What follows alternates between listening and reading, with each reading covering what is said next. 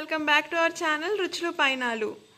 ఏంటత్తయ్య గారు ఏం చేస్తున్నారు ఈరోజు పండు మిరపకాయలు, టమాటా, గోంగూర కలిపి చట్నీ చేద్దాం అనుకుంటున్నాను. నిల్వ ఉంటుందా? చక్కగా నెల సంవత్సరం ఉంటది ఈ పచ్చడి. ఇగో పండు మిరపకాయలు మన తోటలోయే, టమాటా మన తోటలోదే, గోంగూర కూడా మన తోటలోదే అనమాట. ఇదేంటిది? ఇది గిద్దె. ఇది ఈ జనరేషన్ తెలియదు అనుకుంటా. ఇది వెనక రోజుల్లో గిద్దె అనమాట. ఇది ఈ కేజీ కదా, వీటికి కేజీకి అరసోడు ఉప్పు, అరసోడు కారం, అరసోడు ఉప్పు వేయాలి. ఇది గిద్దె కొలత అనమాట. ఈ గిద్దెతో గిద్దెడు ఉప్పు వేసి పండు మిరపకాయలు దొక్కోవాలి. ఒక గిద్దె ఉప్పు వేసి టమాటాలు కోసి ముక్కల్లో కలిపి పెట్టుకోవాలా. ఆ ముక్కలు కలిపి పెట్టుకుని నీరు వచ్చింది అనమాట. టమాటాలో నీరు బయటకు వస్తుంది అనమాట. ఈ అప్పుడు ఈ కాయలు దొక్కున్నాక ఎన్ని గోంగూర కూడా నూనె వేసి వేపుకోవాలి. కొంచెం వేపుకున్న తర్వాత అంతా కలిపి మనం గేంటకి ఇచ్చుకోవాలి.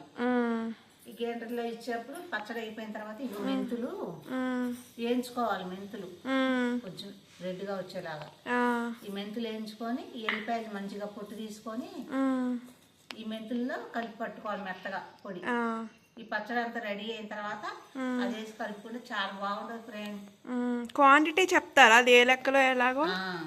ఇగో పండు మిరపకాయలు కేజీ, టమాటాలు కేజీ, గోంగూర అర కేజీ గోంగూర అయితే కడిగి శుభ్రంగా ఆరబెట్టాను అనమాట. వడబడిపోయింది కదా, ఆరిపోయింది అనమాట మొత్తం. తడి ఏం లేదు అసలు. తడి ఉంటే పచ్చడి నిలబడదు కదా, సంవత్సరం ఉండాలి కదా పచ్చడి. చాలా బాగుంటది అనమాట ఈ మూడు కలిపి చేస్తే. అరసోడు ఉప్పు గిద్దె అనమాట. వెనక రోజుల గిద్దె మత్తగారిది. మేము పానీయకుండా గుర్తుగా ఉంచుకున్నాం. పండు మిరపకాయలు కేజీ, పండు మిరపకాయలు కేజీకి అరసోడు ఉప్పు వేస్తున్నాను. చాలపోతే మళ్ళీ కొంచెం కలుపుకోవాలన్నమాట. టేస్ట్కి సరిపడా. ఇందులో ఏది తగ్గినా ఉప్పు తగ్గిదమ్మడి పచ్చడి నిలబడదు అనమాట. బూజు వచ్చేసి వెంటనే తడి చేతులు పెట్టకూడదు.